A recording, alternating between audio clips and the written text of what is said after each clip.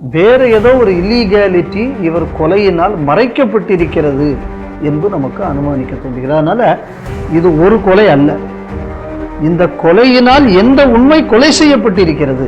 அதுக்கப்புறம் இது சமணர்களுக்குத்தான் உண்மையான சொந்தம், வேற யாருக்கும் இல்லை. அப்ப துலுக்கனுக்கு இது சொந்தம் இல்லைன்னு ஒத்துக்கிட்டு இல்லை. ஆமா, அதுல ஒரு விதத்துல கரெக்ட். என் கேள்வி என்ன அப்படின்னா, சமணத்துக்கு முன்னாடி சைவ வேணவம் இருந்ததா, இல்லைன்னா அதுக்கு அப்புறம் தான் சைவம் வேணவம் இருந்தது? அதுக்கு முன்னாடியே இருந்தது. அப்ப இதை செய்வதனால், அதுக்குன்னு ஒரு கமிட்டியை போட்டு அதையெல்லாம் ஒழிக்கக்கூடிய வேலையை செய்ததுனால, இப்போ என் கேள்வி என்னன்னா, இவர் சொன்ன உடனே 10 பேர் கெக்க புக்கான்னு சிரிச்சானே, இப்போ நீங்க பதில் சொல்லுங்க. இப்போ இந்த ஆகமத்துக்குள்ள கமிட்டி என்ற பெயரில் போய் சுகிசிவம் ஸ்டாலினை கொல்வதற்காக முயற்சி செய்தாரா? அந்த கெத்து எப்ப எனக்கு வரும்?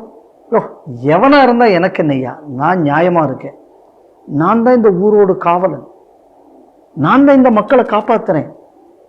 அந்த கடமை உணர்வோட போலீஸ்காரங்க இருந்தாச்சுன்னா தான் அந்த கத்து இருக்கும். அந்த நாடுகள்ல இருந்து இஸ்ரேலும் அமெரிக்காவும் அடிக்கிறான், ஈரான் மேல குண்டு விழுது, பிரச்சனை வருது. ஏண்டா துருக்கிக்காரன் சைனாக்காரன் எல்லா பயல்களும் பாகிஸ்தான் கையில் ஆயுதத்தை கொடுத்து இந்தியா மேல அடிக்கணும்னு அங்கிருந்து ஏவுநீங்களை ஒன்னாவது எங்க ஊர்ல வந்து விழுந்துதாடா.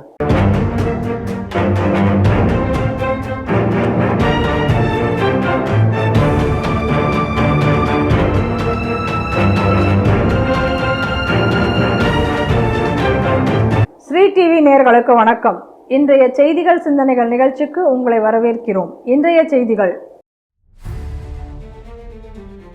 என்டிஏ கூட்டணியில் தொகுதி பங்கீடு, பாஜகவிற்கு 27 சீட்டுகள். திமுக எம்எல்ஏ மகன் குவாரியில் இளைஞர் சடலம், அதிமுக கடும் விமர்சனம்.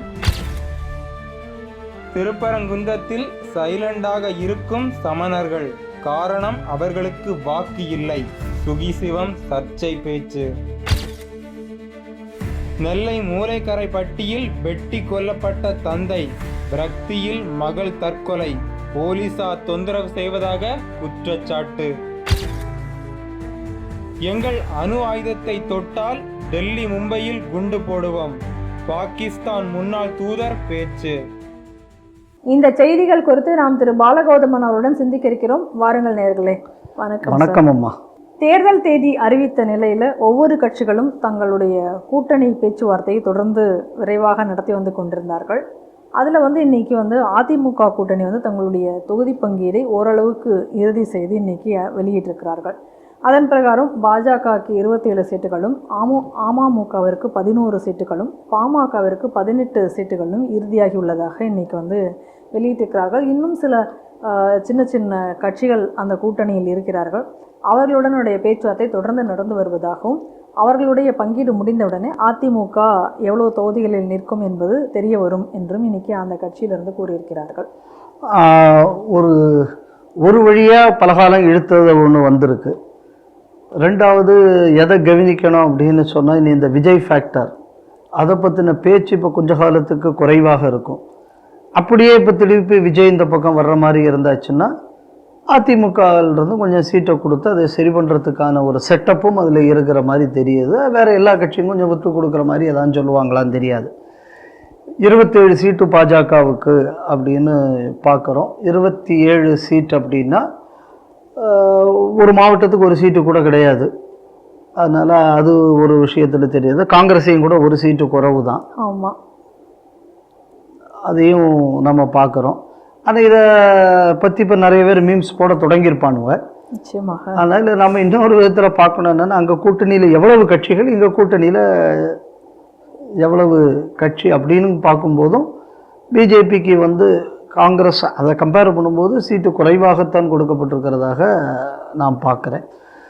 நெகோசியேஷனில் பிஜேபிக்கு ஒரு ஸ்ட்ராங் ப்ரெசன்ஸ் இல்லை அப்படிங்கக்கூடியது தெரியுது. ரெண்டாவது, நம்ம இதை இன்னொரு ஆங்கிளில் இதை பார்த்தோம் அப்படின்னு சொன்னால், இது அதிமுகவுக்கு பிஜேபியினால் வந்த லாபமாக நான் பார்க்குறேன். ஏன்னா நம்ம பார்க்கக்கூடிய இடங்கள் அந்தளவு அதிமுகவுக்கு இளைஞர்கள் பெருசாக இருக்கிற மாதிரி தெரியலை. ஏதாவது இருந்ததுன்னா பிஜேபியினால் ஏதாவது இருந்தால்தான் உண்டு. ஸோ அதை பார்க்கும்போது பிஜேபிக்குள்ள ஷேருங்கிறது குறைவாகத்தான் நான் இதை பார்க்குறேன். அதிமுகவுக்கு ரொம்ப அன்டியூ இம்பார்ட்டன்ஸ் கொடுத்துட்டாங்க சிம்பிளை ஒன்றை வச்சு.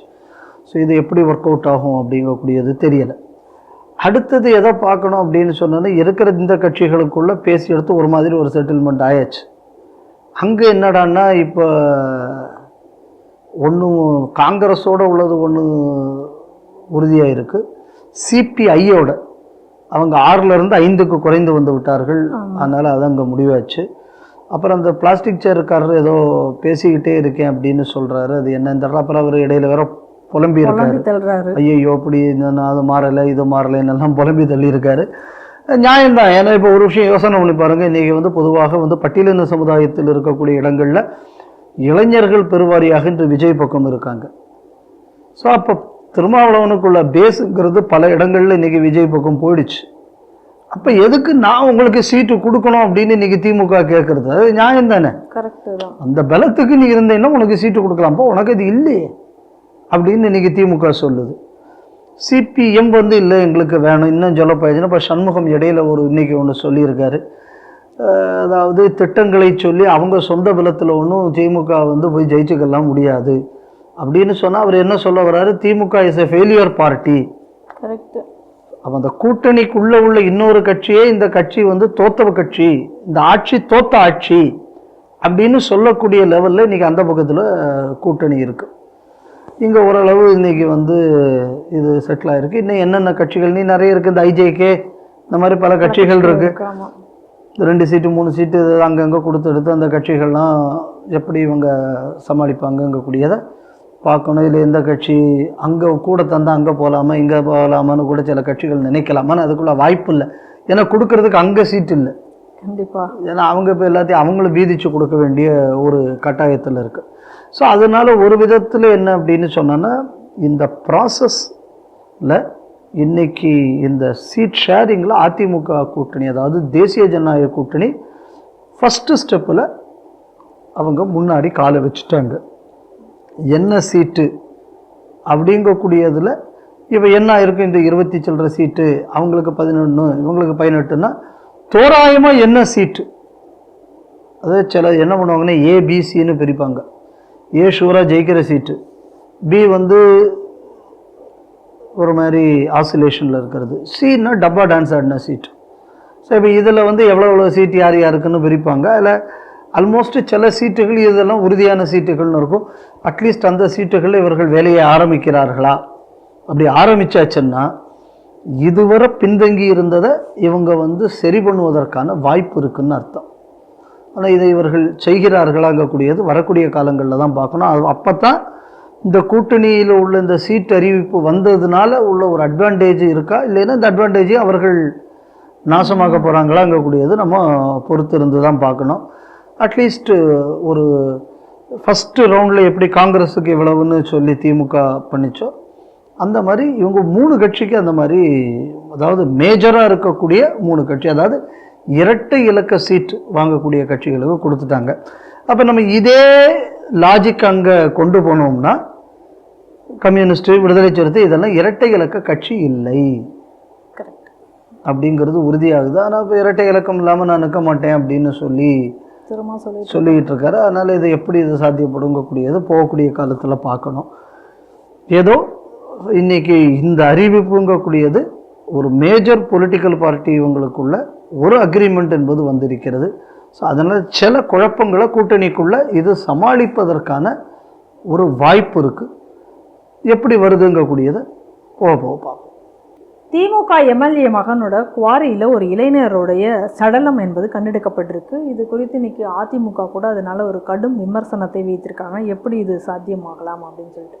எங்கே அப்படின்னு பார்த்தோம் அப்படின்னு சொன்னால், ஸ்ரீரங்கம் தொகுதிக்குட்பட்ட திமுகவுடைய எம்எல்ஏ பழனியாண்டி அவருடைய மகனுக்கு சொந்தமான ஒரு குவாரி. அந்த குவாரியில் தான் இந்த இளைஞருடைய சடலத்தை கண்டெடுத்திருக்காங்க. அந்த இளைஞர் யார் அப்படின்னு சொல்லி பார்த்தோம்னா, அவர் திண்டுக்கல்லில் இருக்கக்கூடிய சரவணப்பட்டியை சார்ந்தவர் அப்படின்னு சொல்லப்படுகிறது. அவர் 10 நாட்களுக்கு முன்னாடி அவர் காணாமல் போனதாக ஏற்கனவே போலீஸில் வந்து அவங்க கம்ப்ளைண்ட் கொடுத்துருக்காங்க.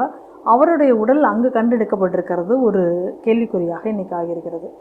இந்த பழனியாண்டியை பற்றி நம்ம ஏற்கனவே சொல்லணும்னா, குவாரியில் நடக்கக்கூடிய முறைகேடுகளை எல்லாம் பற்றி செய்தியாளர்கள் வந்து செய்தி சேகரிக்க சென்ற பொழுது இவர் அவர்களெல்லாம் அடித்து விரட்டியவர்கள் என்பது குறிப்பிடத்தக்கது. அங்கே இப்போ இன்னொரு சம்பவம் நடந்திருப்பது வந்து இன்றைக்கி ஒரு பெரிய விமர்சனத்துக்குள்ளாகி இருக்கிறது. ஏற்கனவே இந்த விஷயம் வந்துச்சு. அது வந்து அந்த குவாரியில் போன நிருபர்களை விரட்டினது மட்டும் இல்லாமல் அவர் அந்த வீடியோவில் பேசக்கூடியது, அதுக்கப்புறம் போலீஸ்காரங்களும் இவங்களும் பேசினது. ஆமாம். அதாவது அதை கூட வந்து எவனோ ஒருத்தன் பின்னாடி இருந்து வீடியோ எடுத்துட்டான். அந்த போலீஸ்காரர் சொல்லக்கூடியது நீங்கள் வந்து இந்த மாதிரி பண்ணுங்க அப்படின்னு ஐடியா கொடுத்துக்கிறாரு ஒரு போலீஸ்காரர், அந்த கேஸை வந்து அந்த நிருபருக்கு எதிராக டைல்யூட் பண்ணுறதுக்கு. ஸோ அந்த வீடியோக்கெல்லாம் வெளியில் வந்தது. இப்போ அதே நிறுவனத்தை வைத்திருக்கக்கூடிய அவருக்குள்ள பையன்தான் இப்போ வந்து இந்த பிரச்சனைக்கு உள்ள. அப்போ ஒரே குவாரி, இதில் இப்போ அடுத்த ஒரு அஃபென்ஸு, அதுவும் ஒரு 6 மாதத்துக்கு இடையில் இது ரெண்டுமே நடந்திருக்கு. அப்படின்னா ஏதோ ஏற்கனவே இல்லீகல் ஆக்டிவிட்டியை கவர் பண்ண போன இடத்துல தான் இது நடந்திருக்கு. ஸோ இந்த பேக்ரவுண்டில் இந்த கொலையை பார்க்கும்போது வேறு ஏதோ ஒரு இல்லீகாலிட்டி இவர் கொலையினால் மறைக்கப்பட்டிருக்கிறது என்பது நமக்கு அனுமானிக்க தோன்றுகிறது. அதனால இது ஒரு கொலை அல்ல, இந்த கொலையினால் எந்த உண்மை கொலை செய்யப்பட்டிருக்கிறது, இது நம்ம கவனிக்க வேண்டிய விஷயமாக பார்க்கிறோம். இது மட்டும் இல்லாமல் இப்போ தமிழ்நாட்டில் வந்து இந்த குவாரி சம்பந்தப்பட்ட வன்முறைகள் அது திமுக ஆட்சியில் எவ்வளோ நடந்துகிட்டு இருக்குன்னு நம்ம வரிசையாக பார்க்குறோம். அங்கே தடுக்க போன ஆஃபீஸரை இது பண்ணது, அப்புறம் ஒரு விஏஓ வீட்டில் போய் அடித்து கொண்டது, அதுக்கப்புறம் ஏற்கனவே இது சம்பந்தமாக ஒரு குறை கேட்பு இதை வந்து இவங்க அந்த நம்ம ஜெயராமன் அவர்களுக்குள்ள அமைப்பு, அவங்க அறப்போர் இயக்கம், அவங்க வந்து ஆலங்குளத்தில் நடக்கும்போது ரவுடிகளை விட்டு அங்கே போய் அடிய சண்டையை ஏற்படுத்தியது. அதனால இந்த ஆட்சியில் வந்து எதை கவனிக்கணும் அப்படின்னு சொன்னோன்னா, ஒன்று இல்லீகலாக மைன் பண்ணுறது, ஒன்று இல்லீகலாக மைன் பண்ணுறது தட்டி கேட்டவர்களுக்கெல்லாம் இன்னைக்கு வந்து உயிருக்கு உத்தரவாதம் இல்லைங்கக்கூடிய ஒரு நிலை ஏற்பட்டு இருக்கிறது. மூணாவது இதில் ஒரு ஆஸ்பெக்ட் இருக்குது, எதை கவனிக்கலாம். நான் ஏற்கனவே இந்த குவாரியை பற்றி நான் சொல்லும்போது சொல்லியிருக்கேன், இவ்வளவு கிலோமீட்டர் இவன் தோண்டிட்டு போயிட்டான், அதை பண்ணிட்டான், இதை பண்ணிட்டான்பாங்க. ஆனால் ஒரே ஒரு விஷயம் இதில் இன்னொன்று என்ன பார்க்கணும் அப்படின்னா, இந்த குவாரியிலிருந்து பொடி வரும் க்ரஷரில் இருந்து. ஸோ இது வந்து என்ன ஆகும்னு அங்கே இருக்கக்கூடிய செடி கொடிகளுக்கு மேலாம் இது போய் படவும், இது பாலினேஷனை பாதிக்கும். ஸோ மகசூல் குறையும். அதே நேரத்தில் ஒரு லெவலுக்கு மேல் நீங்கள் கீழே போகும்போது கிரவுண்ட் வாட்டர் டிப்ளீஷன் வரும். ஸோ அதனால் இது பல ஆஸ்பெக்டில் இது சம்மந்தப்பட்டது. நமக்கு என்ன இதில் கவனிக்கணும் அப்படின்னா, இங்கே இவ்வளவு நடக்குது இல்லை. இந்த சாதாரணமாக ஒரு 10 மரம் வெட்டி போட போகிறான்டா இங்கேருந்து ஹைவே கட்டுறதுக்குன்னு சொல்லும்போது, இந்த சில ஆளுகள் இந்த வீதிக்கு வருவாங்க. ஒருத்தன் நான் சேலத்துலேருந்து சைக்கிளில் வரேன்னு ஒரு ஆள், இந்த ஜேஎன்யூவில் படித்து போட்டு அந்த சிஎன்என் ஐபிஎன்ல அவார்டு வாங்கி பியூஷ் மனுஷ், அது இந்த அவார்டு கொடுக்கப்பட்டது இந்த மாதிரியான ஒரு வேலைகளை செய்வதற்கு இவனுக்கு ஒரு ரெக்கக்னிஷன் வேணும் என்று கொடுக்கப்பட்டது தான். அப்போ இவ்வளவு விஷயம் நடக்கும்போது இந்த பியூஷ் மனுஷுக்குள்ள வாயெல்லாம் திறக்காது. இந்த பூ உலகில் நண்பர்கள்னு ஒருத்தர் உண்டு. ஆமாம், அந்த ஆள்லாம் இப்போ எங்கே போயிருக்காருன்னே தெரியாது. அதுக்கப்புறம் எல்லாத்துக்கும் அப்படியே ஒருத்தர் நாக்கு புடைக்க ஏதோ உலகத்திலேயே அந்த ஆள் மட்டுமே யோக்கியன்னு ஒரு டேப் அடித்து பாடிக்கிட்டு கிடப்ப. அப்படி பேர் என்ன, கோவன். அந்த கோவன் எல்லாம் இப்போ காணாமல் போயாச்சு. எங்கே இருக்கான்னு இப்போ தேடுறதுக்கு அவங்களுக்கு தான் பணம் கொடுத்துருவாங்க. ஆமாம், அதனால் அதாவது என்ன சொல்லலாம் அப்படின்னு சொன்னால் சொல்லுவாங்க, அதாவது நாங்களெல்லாம் தெருவில் பாடக்கூடிய கலைஞர்கள், எங்களுக்கெல்லாம் என்ன மரியாதை இருக்குது, நீங்கள்லாம் வந்து பேர் என்ன சபாவில் பாடுகிறீர்களேன்னெல்லாம் கனிமொழியின் நாக்கு போடக்க கத்தும். அது கூட இந்த எஸ்எம் கிருஷ்ணான்னு ஒரு 4-5 ஜனம் சேர்ந்து இந்த கோவனுக்கெல்லாம் எம்பிட்டு கொடுக்குறாங்க. சபாவில் பாடுறவங்க செலவு வேற பண்ணுறான். இது ஒன்றுமே இல்லாமல் இவ்வளவு சம்பாதிக்கிறப்ப நம்ம நியாயத்துக்கு என்கிட்ட கேட்ட எஸ்எம் கிருஷ்ணா இப்போ அதுக்கு பேச போகணும். கண்டிப்பாக இந்த மாதிரி விலைக்கு விற்கக்கூடியவங்க இவங்கெல்லாம் யாருமே இதை பற்றி வாயை திறக்கலை. இன்னும் சொல்ல போயாச்சுன்னா ரிசர்வ் ஃபாரஸ்ட் ஏரியாவுக்குள்ள 1 கிலோமீட்டர் வரை நீங்கள் வந்து மைனிங் பண்ணிக்கலாம் அப்படின்னு சொல்லி இந்த அரசாங்கம் வந்து சட்டத்தை வேற போட்டது. ஆமாம். அப்போ இந்த அரசாங்கம் 2 விஷயத்தில் தெளிவாக இருக்கு. ஒன்று, இயற்கை இதெல்லாம் பார்க்காத, சம்பாதிக்கணும், எதை வேணாலும் அடித்து தொழிட்டு போ, உலகத்துல இனி அடுத்த தலைமுறை வாழ்ந்தா என்ன வாழாட்டா எனக்கு என்ன. சரி, அப்போ அதை பண்ணும்போது நீ 1 கிலோமீட்டர் உள்ள வர மைனிங் ரைட்டை கொடுக்குற, அதே வந்து இயற்கைக்கு எதிரானது இது பண்ணுறது. அப்படி வாங்கின ரைட்டில் இன்னும் அயோக்கியத்தனம் பண்ணுறது, அதுதான் அதில் 2வது ஆஸ்பெக்ட். உனக்கு இவ்வளவு கியூபிக் மீட்டர் தானே எடுக்கணும்னு சொல்லியிருக்கு, ஏன் அப்புறம் கீழே வர போகிற, ஏன் பக்கத்தில் இருக்கிற மல்ல கை வைக்கிற? செய்யறதே ஒரு இல்லீகலாக இருக்க செய்ய வேண்டியதை லீகலைஸ் பண்ணியாச்சு. அது லீகலைஸ் பண்ணப்புறம் அதுலேயும் இல்லீகல். இப்படி ஒரு அரசு நீங்க உலகத்திலேயே எங்கேயும் பார்க்க முடியாது. அப்ப இதுக்கு நீங்க வந்தாச்சுன்னு நீங்க இந்த மாதிரியான கேஸ் எல்லாம் பாருங்க. இந்த ஆட்சியில ஏதாவது ஒரு இடத்துல திமுக காரன் தான் சம்மந்தப்பட்டிருக்கான், அதில் அரெஸ்ட் ஆகிறது திமுக காரன் தான் அரெஸ்ட் ஆகிட்டு இருக்கான். அப்ப இந்த கட்சி எப்படிப்பட்ட கட்சியாக இருக்க முடியும்? இந்த பாருங்க, நேத்தியோ முந்தா நேத்தியோ பாளையங்கோட்டை தொகுதிக்கு நேர்காணல். பாளையங்கோட்டை தொகுதிக்கு நேர்காணலுக்கு வந்தாச்சு அப்படின்னு சொன்னால் அதில் ஆரிஃப்னு ஒருத்தர், ஆரிஃப் மீரான்னு ஒரு ஆள் இந்த திமுகவில் நேர்காணலுக்கு போயிருக்கா. அப்படி அந்த ஆரிஃப் மீரானுக்குள்ள மனைவி அவங்க சங்கரங்கோயில் கோர்ட்டில் ஜட்ஜாக வேற இருக்காங்க. ஆனால் ஆரிஃப் மீரானுக்குள்ள பேக்ரவுண்டு நீங்கள் பார்த்தீங்க அப்படின்னு சொன்னால் கிச்சான் புகாரிங்கக்கூடிய ஒரு தீவிரவாதி. அவன் யார் அப்படின்னு சொன்னா பெங்களூரில் குண்டு வச்சவன், பாளையங்கோட்டில் ஒரு 4-5 பேர் வெட்டி கொண்டாங்க, அந்த கேஸில் சம்மந்தப்பட்டவன். அப்படிப்பட்ட ஒரு பயங்கரவாதி. அந்த பயங்கரவாதியோடு இவங்க கூட்டாளி. இன்னும் சொல்ல போயிடுச்சுன்னா பழைய அல்லுமா கேடர்ஸுக்காக வேண்டி அவளை அடிக்கடி ஜெயிலில் சந்திக்கிறது, இந்த மாதிரி பல விஷயங்களை செய்யக்கூடிய ஒரு ஆள். அப்போ இந்த ஆள் திமுகவில் பாளையங்கோட்டைக்கு சீட்டு கேட்க போகிறான் அப்படின்னா இந்த கட்சி எப்படிப்பட்ட ஆட்கள்லாம் வளர்த்தி வச்சிருக்கு பாருங்க. நீங்கள் ஒரு கேண்டிடேட்டாக கேட்க போகக்கூடிய ஆளுக்குள்ள பேக்ரவுண்ட் இப்படி இருக்கு. இங்கே பாருங்க, எம்எல்ஏ பேக்ரவுண்ட் என்ன, போன பத்திரிகையாளர் அடித்தது, உள்ளிருந்து ஒரு பாடி வருது.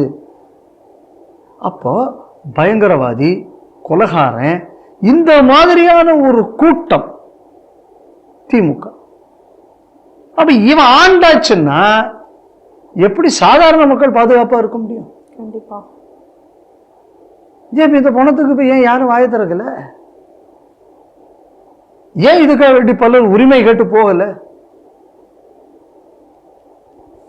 அப்போ இது ஒரு காட்டாட்சி. ஏற்கனவே இந்த எம்எல்ஏக்குள்ள இந்த மாதிரி ஒரு சம்பவம் நடந்து அதில் போலீஸ் இன்டர்ஃபியரன்ஸ் நம்ம பார்த்தோம். அப்போ இந்த சாவுக்கு நீங்கள் என்ன நேர்மையாக நடவடிக்கை எடுக்கும்னு நினைக்கிறீங்க? போலீஸ் இல்லை, வீடியோலேயே நீ அப்படி மாற்றிக்கணும், நீ ஆஃபீஸில் போய் படு, ஆஸ்பத்திரியில் போய் படுன்னு போலீஸ்காரன் ஐடியா கொடுக்குற வீடியோ வந்தது.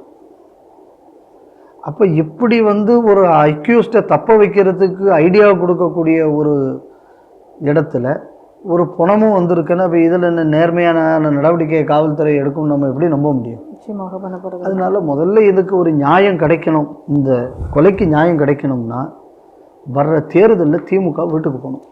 இது வீட்டுக்கு போகாமல் இதுக்கு நியாயம் கிடைக்காதுங்கிறது தான் நம்ம புரிஞ்சுக்க வேண்டிய விஷயம். திருப்பரங்குன்றத்தில் தீபத்தூணில் விளக்கு ஏற்றக்கூடிய பிரச்சனை வந்ததிலிருந்து இவங்க அந்த இடதுசாரிகள், இந்த வாஞ்சிநாதன், இந்த மாதிரியான குரூப்புகள்லாம் அவங்க இஷ்டத்துக்கு ஒரு புஸ்தகத்தை எடுத்து வெளியிடுவது ஒரு ஃபேஷனாக வச்சுருக்காங்க. அப்படி ஒரு புஸ்தகத்தை வெளியிட்டிருக்கிறது தான் திருப்பரங்குன்றம் தீர்ப்புகளும் வரலாற்று உண்மைகளும் அப்படின்னு சொல்லிட்டு இந்த வாஞ்சிநாதன் எழுதியிருக்காரு அந்த ஒரு புஸ்தகத்தை. அந்த புஸ்தகத்தினுடைய வெளியீட்டு விழா நடக்கிறது. அந்த வெளியீட்டு விழாவில் சுகி சிவம் போய் கலந்துக்கிறார். அப்போ சுகி சிவம் கலந்து கொண்டு விட்டு அங்கே போய் ஒரு அரிய சில தத்துவங்களை எல்லாம் அங்கே வெளிப்படுத்தியிருக்கிறார். அங்கே போய் என்ன சொல்கிறாரு அப்படின்னு சொன்னால், திருப்பரங்குன்ற விஷயத்தை ஆன்மீகவாதிகள் மட்டுமே பேசியிருக்க வேண்டும், அது எல்லாருமே பேசினது தான் இப்போ பிரச்சனையாக இருக்குது அப்படின்னு ஒன்று சொல்லியிருக்கார். அப்புறம் சொல்லிட்டு ஒரு பொய்யை சொல்வது என தீர்மானித்து விட்டால் வாழ்நாள் முழுவதும் பொய் சொல்ல வேண்டி வரும் அப்படின்னு ஒரு விஷயத்தை சொல்லிட்டு, ஆண்ட பாண்டியர்கள், நாயக்கர்கள், இஸ்லாமியர்கள், ஆங்கிலேயர்கள் என ஒவ்வொருவரும் அங்கே ஒரு அவர்களுடைய சுவடை விட்டு சென்றிருக்கிறார்கள். அது மட்டும் இல்லாமல் இது இந்த மலை சமணர்களுக்கு உரியது. அப்போ சமணர்களே இப்போ மௌனமாக இருக்கிறார்கள். ஏன் அவங்க அப்படின்னு சொன்னால், அவர்கள் வாக்களித்து இங்கே யாரும் ஆட்சியை பிடிக்கிறதுக்கு இல்லை, அதனால் அப்போ அவங்களுடைய இதை பற்றி யாரும் இங்கே கேட்கல. வரலாற்றை திரிக்க நினைப்பதனால தான் இந்த மாதிரியான பிரச்சனைகள் என்பது இன்றைக்கி அதிக அளவில் வந்துட்டுருக்கு அப்படின்னு எல்லாம் சொல்லி அங்கே போய் பேசியிருக்கிறார். பரவாயில்ல, அங்கவே வாடகைக்கு விட்டுருக்காரு வாய. ஆனால் என்னன்னா அவர் அந்த பேச்சு அந்த இடையில ஒரு இடத்துல அவர் சொல்கிறாரு. நீ காலையில் நம்ம காமராஜ் தான் இந்த வீடியோவை போட்டு பார்க்கும்போது நான் கேட்டேன், என்னை சொம்பு என்கிறார்கள், என்னை ஊப்பின்னு இப்படி பல பல வார்த்தைகளாக சொல்கிறார்கள், எனக்கு அதிலேயே ஒரு வருத்தம், என்னை 200 ரூபாய்ன்னு சொல்லிவிட்டாங்களே, ஒரு 200 கோடின்னு சொல்லியிருக்கலாமே அப்படின்னாரு. இவர் ஒருத்தர் அவ்வளவுதான். அதில் நான் கேட்டேன், இந்த மாதிரி போஸ்ட் போடுறவங்கள்ட்ட என்னப்பா இப்படி ஒருத்தரை பற்றி போடுறீங்களே அப்படின்னு நான் கேட்டேன். அதுக்கு அவங்க என்கிட்ட சொன்ன வார்த்தை என்னன்னு, இவர் ஒருத்தர் அவ்வளவுதாங்க, அதுக்கு மேலே கிடையாதுன்னு அப்படின்னு போஸ்ட்டு போட்டவங்க சொல்கிறாங்க. ரெண்டாவது 200 கோடி ரூபாய் எனக்கு வேணும் அப்படிங்கக்கூடியது இவர் மெசேஜா திமுகவுக்கு கொடுக்குறாரான்னு நமக்கு தெரியாது. இருக்கலாம். ஏன்னா இப்போ டைரக்டா கேட்க முடியாது. திமுக காரனுக்கு தெரியும்ல 200 கொடுக்கறதுக்கு ஒர்த்தா, அதனால அவனும் கொடுக்கல. அதனால நீங்க வந்து எப்படி என்னை பத்தி சொல்கிறீர்களேன்னு இவங்களை நீங்க கோவப்பட்டு பிரயோஜனம் இல்லை. நீங்க திமுக காரங்கிட்ட பேசுங்க, ஐயா நான் ஒர்த்து 200 கோடி ரூபா தாங்கன்னு கேளுங்க. அவங்க உங்களுக்கு என்ன விலை வைக்கிறதோ அதை அவங்க வச்சுப்பாங்க. அதனால நீங்க இவங்களை குத்தம் சொல்லி எந்த பிரயோஜனமும் இல்லை. உங்க ஒர்த்து 200 கோடி இல்லை அப்படிங்கிறத உங்க பாஸ் திமுக தான் முடிவு பண்ணிச்சே தவிர உங்களை பற்றி போஸ்ட் போடுறவங்க முடிவு பண்ணலைங்கக்கூடியதை முதல்ல சுயசிவம் முதல்ல தெரிஞ்சுக்கணும். அவர் ஒர்த்து அவ்வளோ இல்லை, பாவம், அவ்வளோதான்.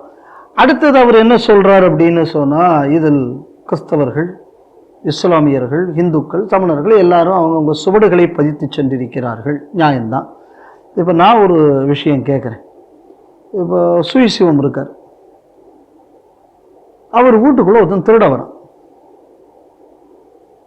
அவன் திருடும்போது அவன் ஒரு தடயத்தை விட்டுட்டு போயிடுறான். இப்ப அதுல அவன் ஒரு தடயத்தை விட்டு விட்டு சென்றதனால் சுயசிவத்தின் வீட்டில் அவனுக்கும் உரிமை இருக்குங்கக்கூடிய சுயசிவம் ஏத்துப்பாரான்? ஏத்துக்க மாட்டார். அப்படித்தானே? அவனுக்குள்ள சுவடை விட்டுட்டு போயிருக்கான்ல. இப்ப வெள்ளக்காரன் வந்தான், இந்த நாட்டை அடிமைப்படுத்தினா, அவன் ஆள்றதுக்காக வேண்டி இங்க பல கட்டடங்களை கட்டி வச்சான்.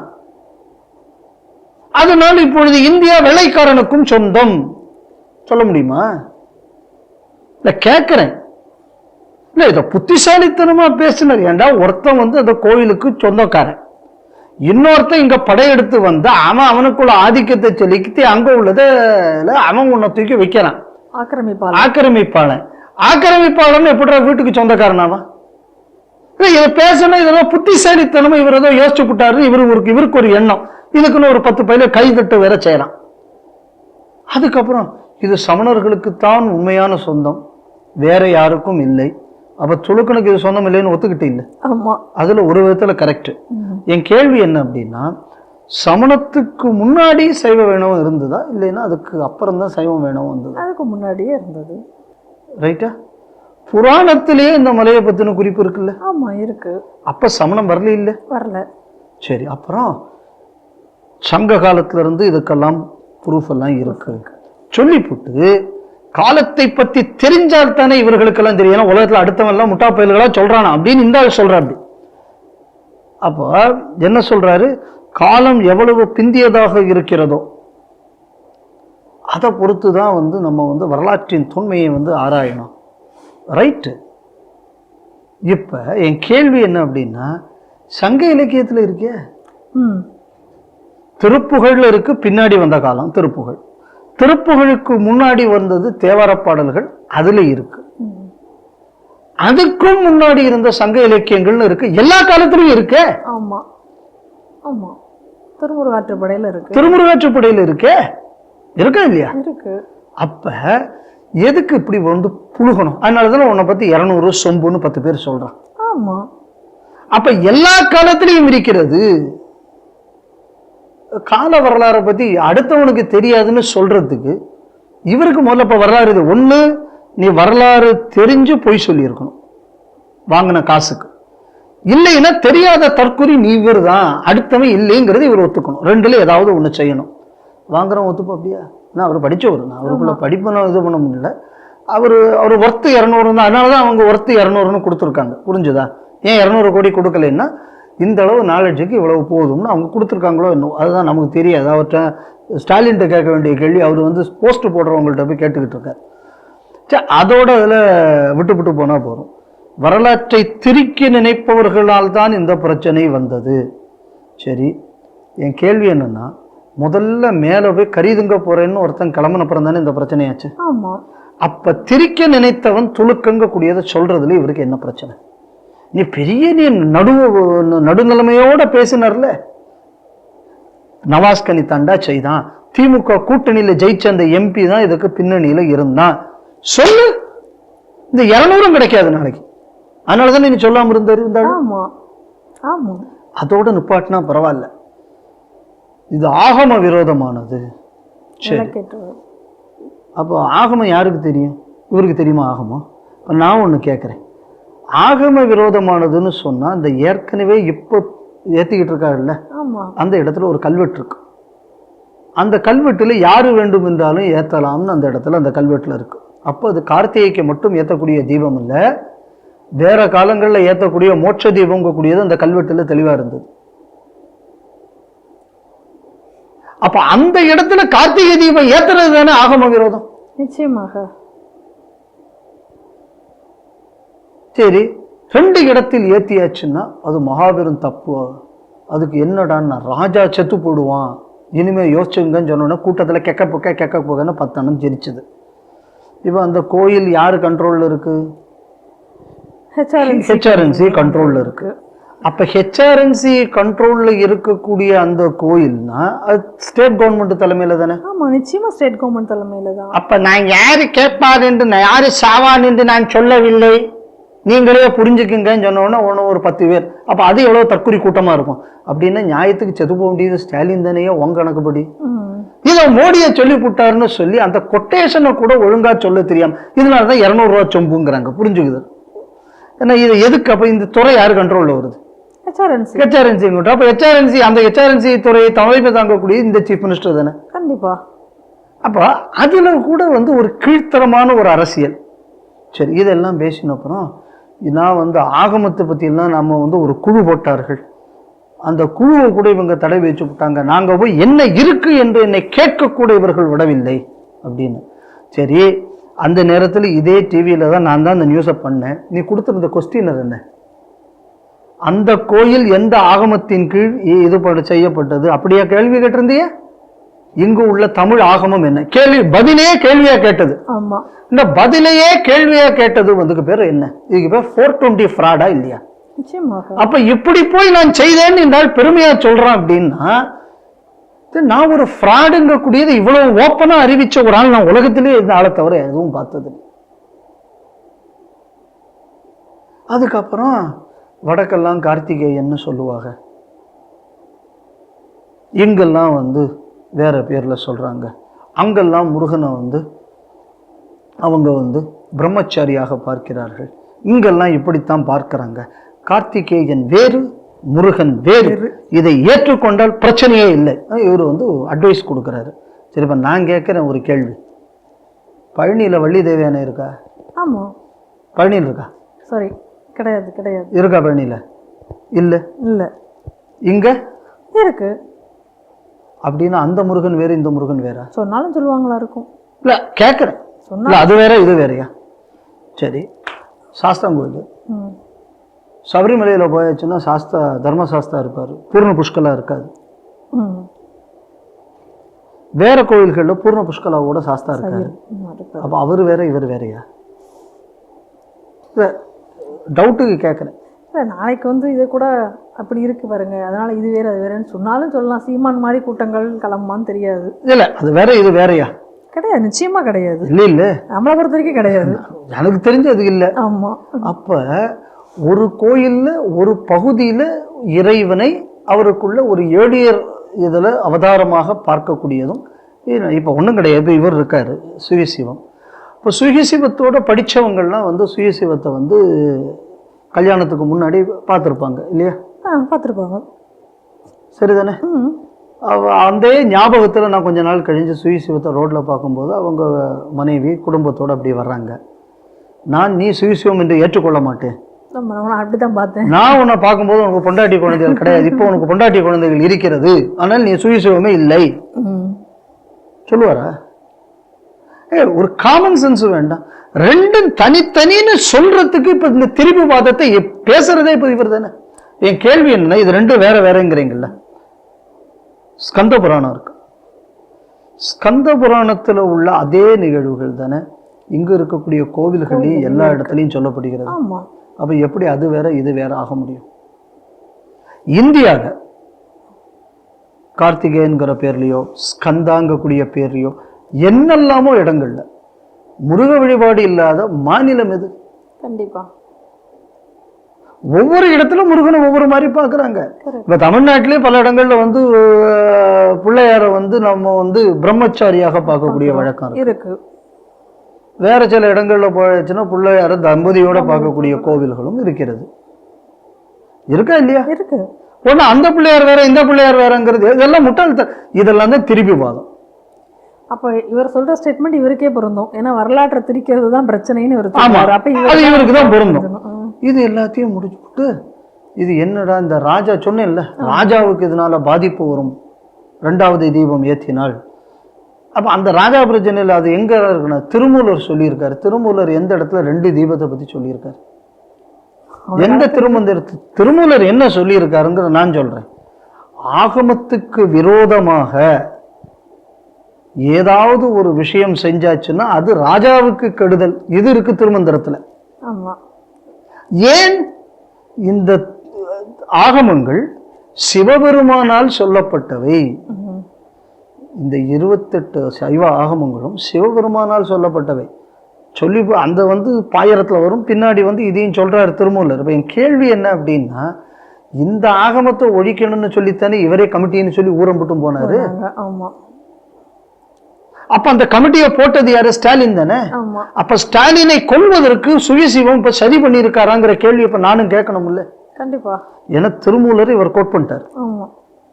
திருமூலர் சொன்னதுபடியே நம்ம பார்த்தோம்னா இந்த ஆகமத்தை ஒழிக்கணும்.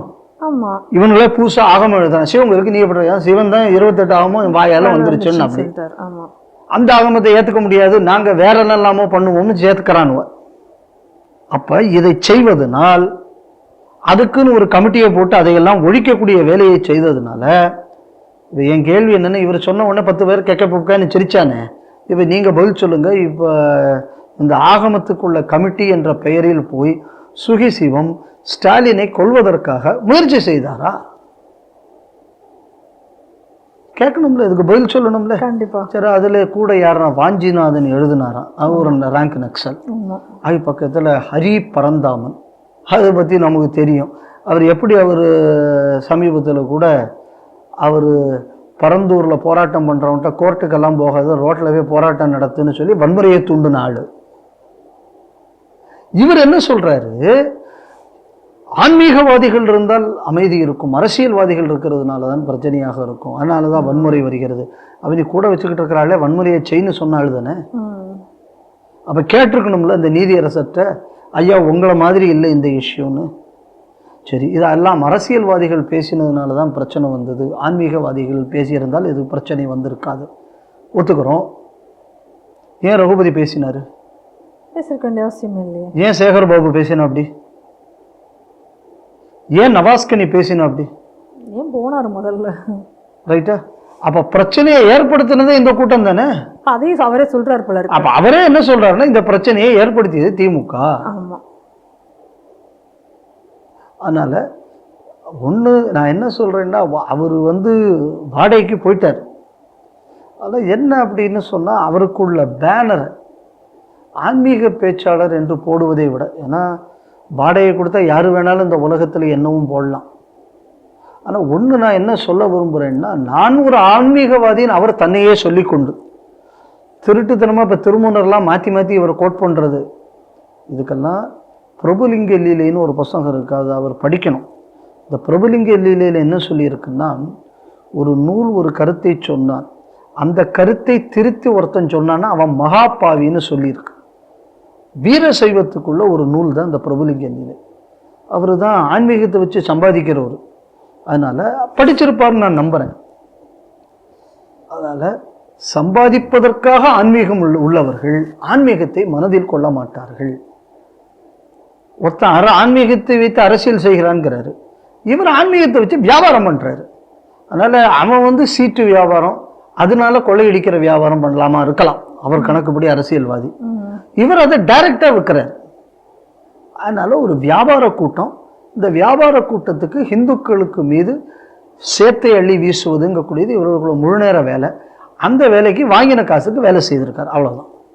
திருநெல்வேலியில் ஒரு விவசாயி கொல்லப்பட்டார். அவருடைய மகள் இன்னும் குற்றவாளிகளை கண்டுபிடிக்காத நிலையில் விரக்தியில் இருந்ததாக கூறப்படுகிறது. அவர் தற்கொலை செய்து கொண்டிருக்கிறாள். அந்த மகள் பேபி கனி என்று அவருடைய பெயர். இந்த சம்பவம் எங்கே நடந்திருக்குன்னா, திருநெல்வேலியில் இருக்கக்கூடிய மூலக்கரைப்பட்டி, அங்கே இருக்கக்கூடிய வடக்கு நிலையப்புறத்தை சேர்ந்தவர் தான் ஆறுமுகம் அப்படிங்கக்கூடிய விவசாயி. அவர் கடந்த மார்ச் 16ஆம் தேதி அன்னைக்கு ஒரு மர்ம கும்பலால் வெட்டி கொல்லப்படுகிறார். உறவினர்கள் ஏற்கனவே என்னன்னா இவருடைய உடலை வாங்க மறுத்து குற்றவாளியை கண்டுபிடித்தால் மட்டும்தான் உடலை பெறுவோம் அப்படின்னு சொல்லி அவர்கள் வந்து சொல்லிக் கொண்டிருந்தாலே உடலை இன்னும் அவர்கள் பெற்றுக்கொள்ளவில்லை. இந்த சூழ்நிலையில் அவருடைய மகள் பேபி கனி என்பவர் மிகுந்த மன வருத்தத்திலும் ஒரு விரக்தியிலும் இருந்ததாக கூறப்படுகிறது. இந்த நிலையில தான் அவர் வந்து ஒரு கடிதம் எழுதி வைத்துவிட்டு தற்கொலை செய்து கொண்டிருக்கிறார் என்று சொல்லப்படுகிறார்கள்.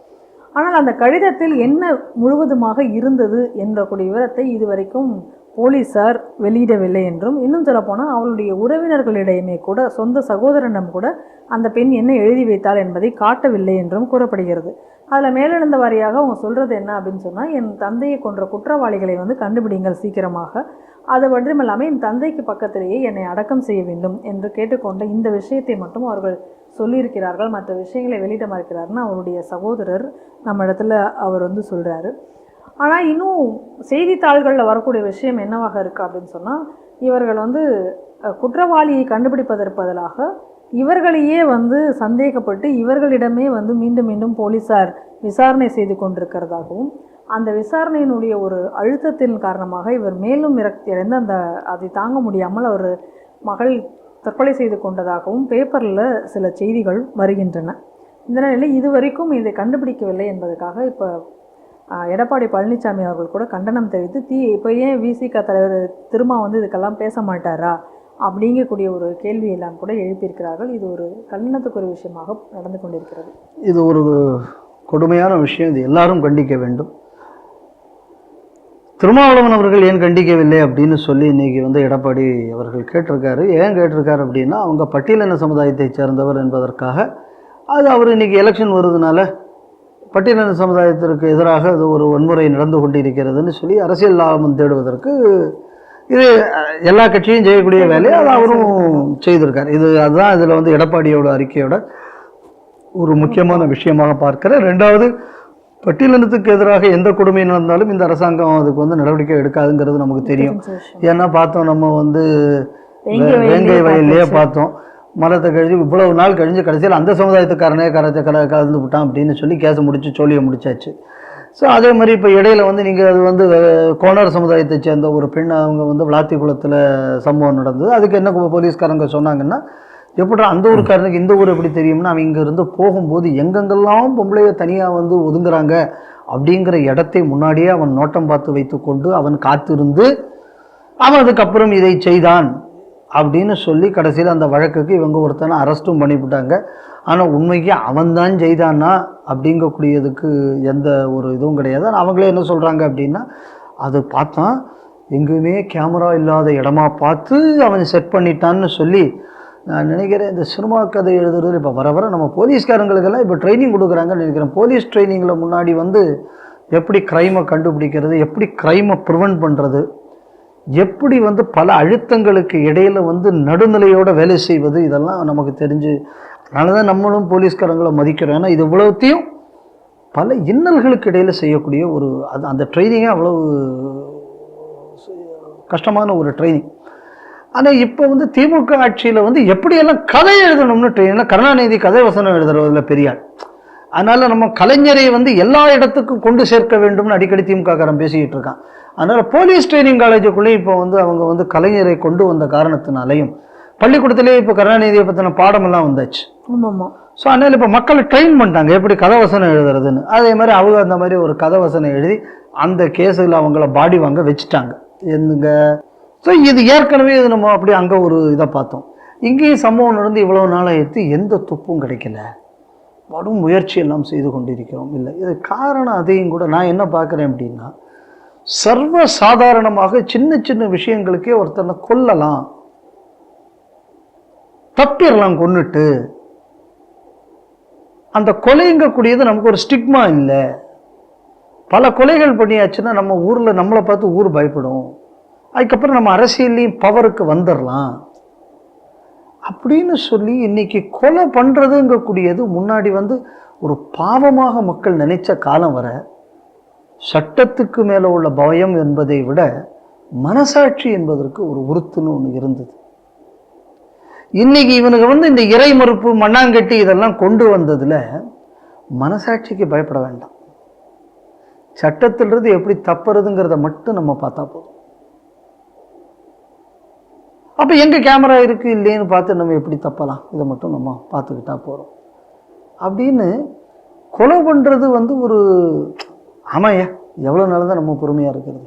இப்போ பொறுமை இழந்த ஒரு மனநிலை, மனசாட்சி இல்லாத மக்கள் இல்லை, இதை வந்து திராவிடம் தமிழ்நாட்டில் நல்லா கல்டிவேட் பண்ணி வச்சிருச்சு. இப்படி எனக்கு தெரிஞ்ச இந்த போலீஸ்லையும் இப்படியெல்லாம் இவங்க எழுதுறாங்கங்கும்போது அவனுக்கும் தெளிவாக தெரியும். அப்போது இந்த மாதிரி ஒரு கேஸ் வந்ததுன்னா பண்ணுறதுக்கு முன்னாடியே எப்படி செட்டப் பண்ணுறது, பண்ணினப்புறம் எப்படி செட் பண்ணுறது, அப்படியே கோர்ட்டில் கேஸ் இங்கே சரியாக போட்டால் கோர்ட்டில் எப்படி அதை தட்டுறது அப்படிங்கக்கூடியதில் வந்து இன்றைக்கி எல்லாருக்கும் ஒரு தைரியம் வந்துருச்சு தமிழ்நாடு காவல்துறை மேலே. ஏங்க இப்படி அந்த தைரியம் வர்றதுக்கு காரணம் என்ன பாருங்க.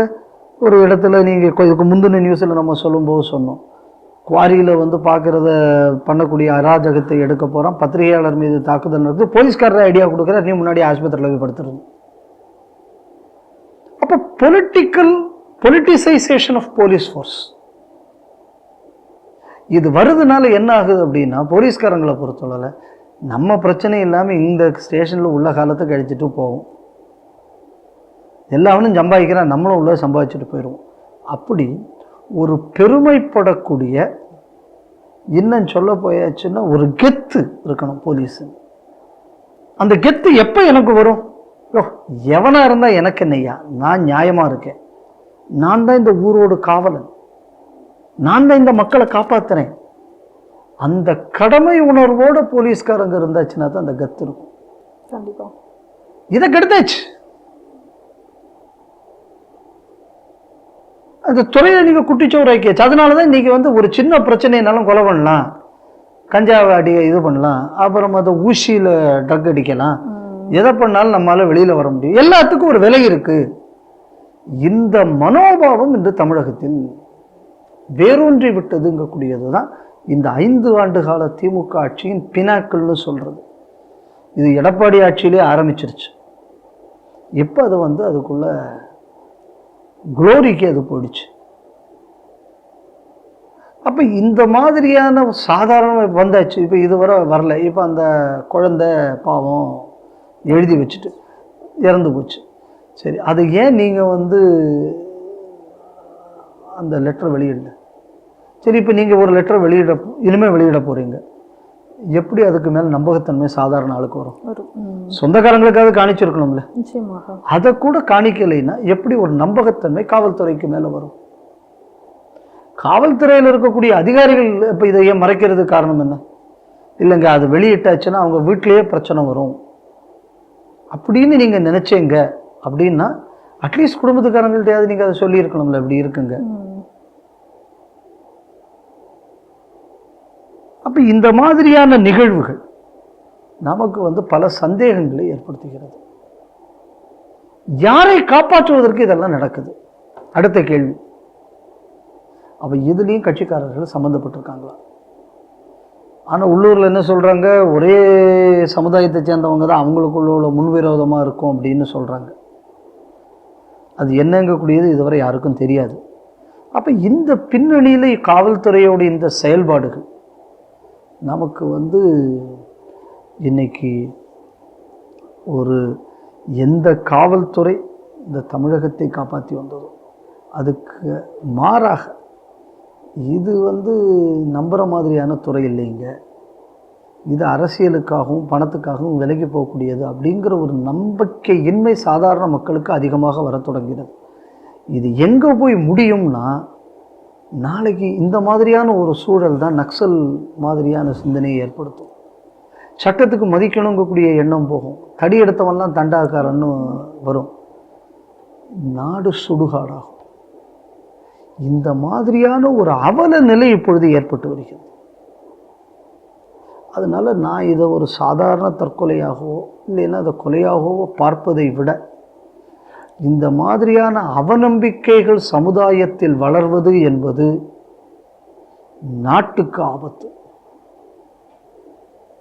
இன்னைக்கு திமுக அரசுக்கு கீழே இந்த மாதிரியான விஷயங்கள் நடந்து வருகிறது.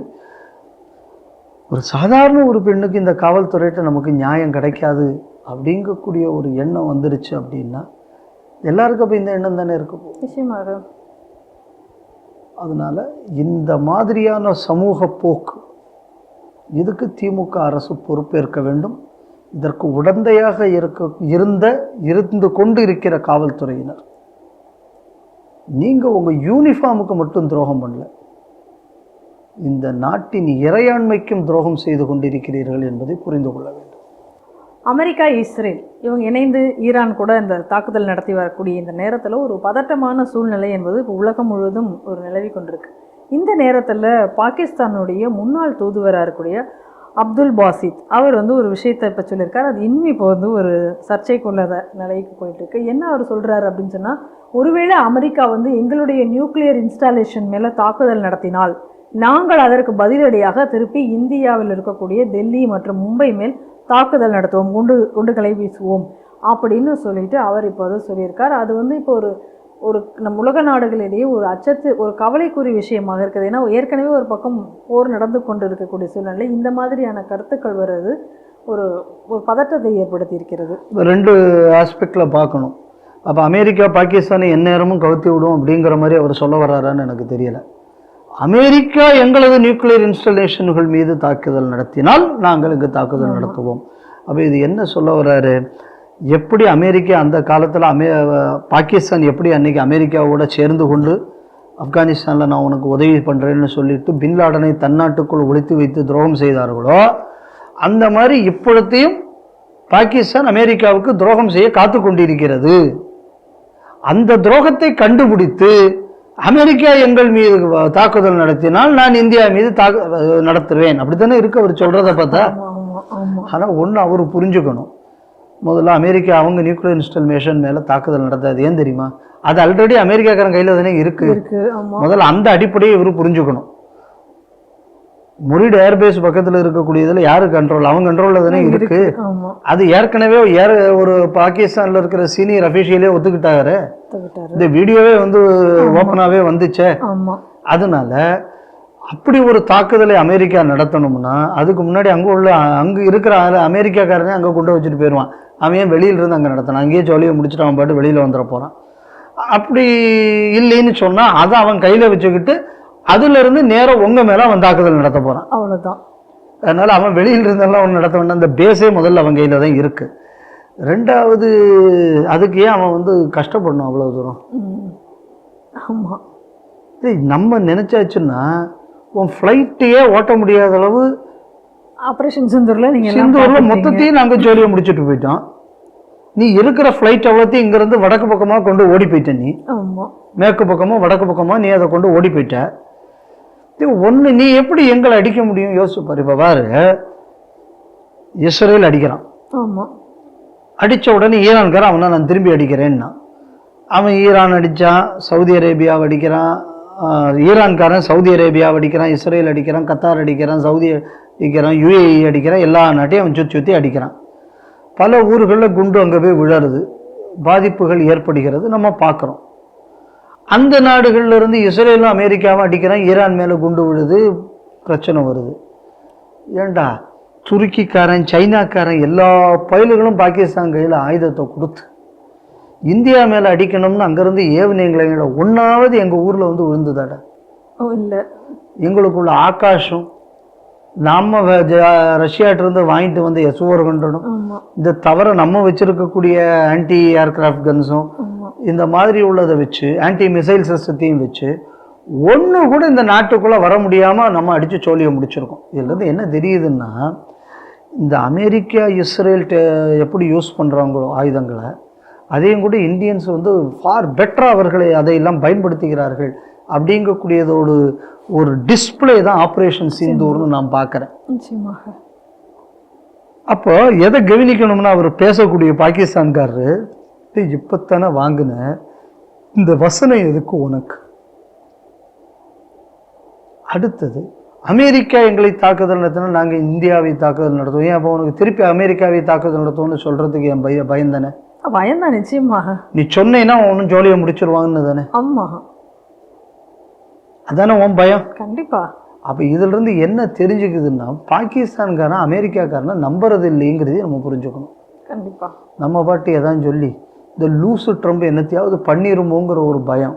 இருக்கு, அந்த பயம் கண்டிப்பா இருக்கு. அந்த பயம் இருக்கு. ஆமா அப்ப இதை நம்ம ஊர்ல உள்ள துலுக்கம் என்னத்தை புரிஞ்சுக்கணும்னா, இங்க இருக்கான்ல கொஞ்சம் பேரு, ஆமா உனக்கு பாதுகாப்புன்னா இந்தியாவினால தான் உனக்கு பாதுகாப்பு. அப்ப இதுல இந்த டயலாக்ல இன்னொரு காரணம் என்ன தெரியுமா? இந்த வசனம் அங்க ஆப்கானிஸ்தான் பாகிஸ்தான்ல உள்ள வந்து பட்டைய கலப்புறான்.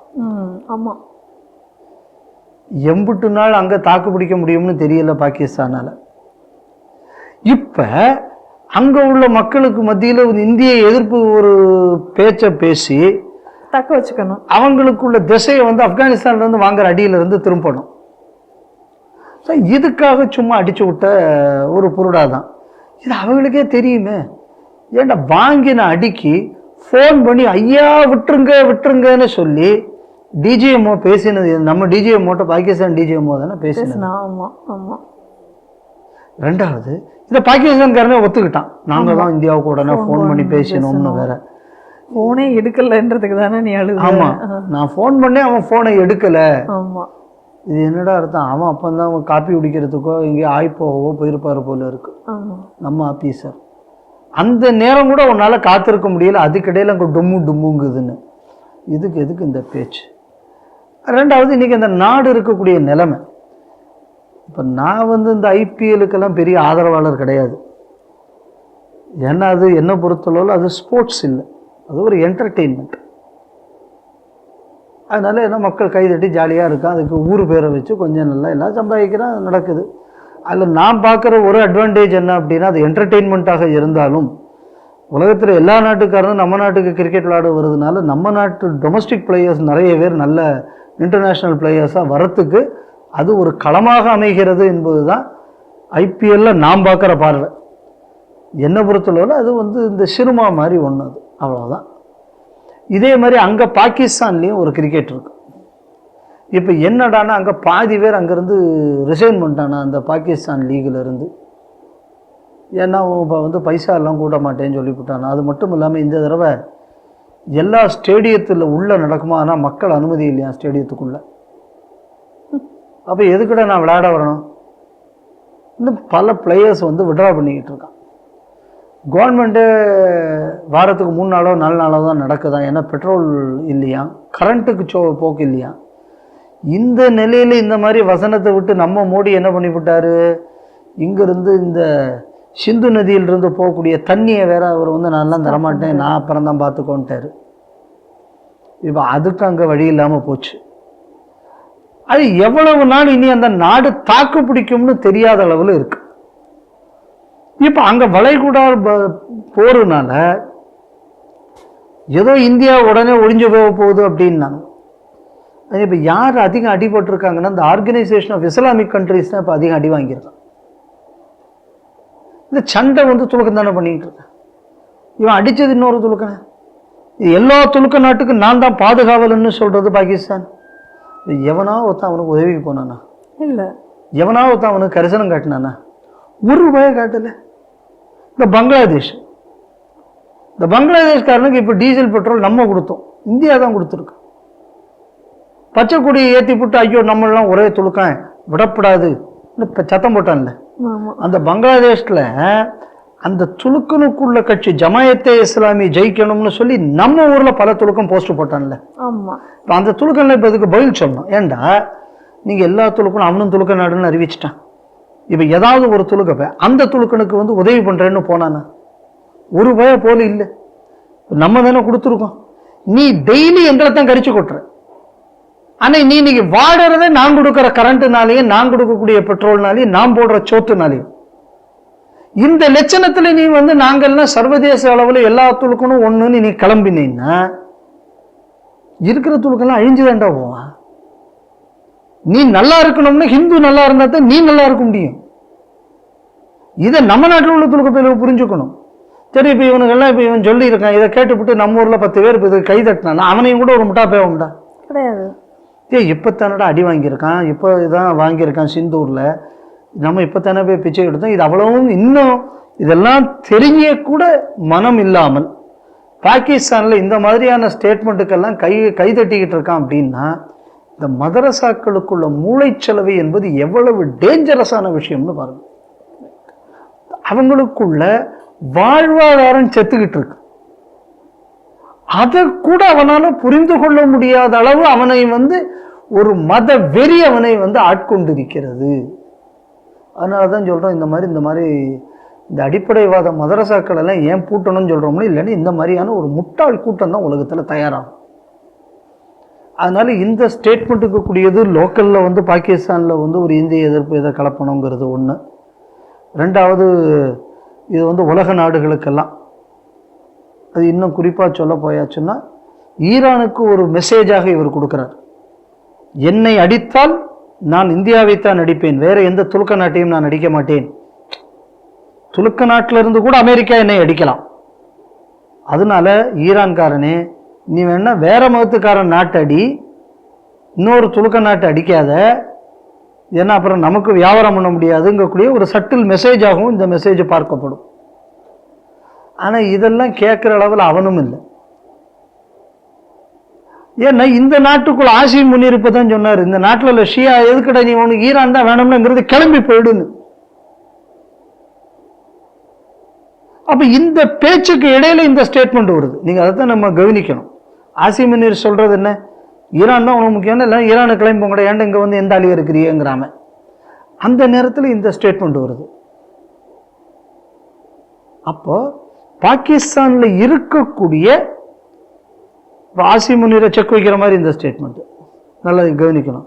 அவங்களுக்குள்ள இன்டர்னல் ஃபைட் எல்லாம் இன்னைக்கு வெளியில வருது. இதுக்கு பல நாடுகள் பாகிஸ்தான்காரனை பயன்படுத்தி கொண்டிருக்கிறார்கள் என்பதுதான் தெளிவான விஷயம். இது நம்ம முன்னாடி அடிக்கடி இது கேட்குற மாதிரி தான். நம்ம ஊரில் இந்த ஒவைசின்னு ஒருத்தர் இருந்தார், அவர் மயம் கூட பேசினாங்க, 1 மணி நேரம் அப்படியே நீங்கள் போலீஸ்காரங்கள்லாம் திரும்பி இருங்க, ஒட்டுமொத்த இந்துக்களை நான் அழித்து விடுவேன்னு ஆசன வயல மிளகாய வச்ச மாதிரி ஓன்னு கத்துனா. அப்படி இவ இடையில எங்கேயோ ஒரு இடத்துல போய் எங்களுக்கு தொழுகை நடத்துறதுக்கெல்லாம் நாங்கள் கோர்ட்டில் போய் ஆர்டர் வாங்கக்கூடிய நிலைமைக்கு ஆகிவிட்டோமேன்னு அதே ஓவைசி இப்போ அழுதுகிட்டு இருக்காரு.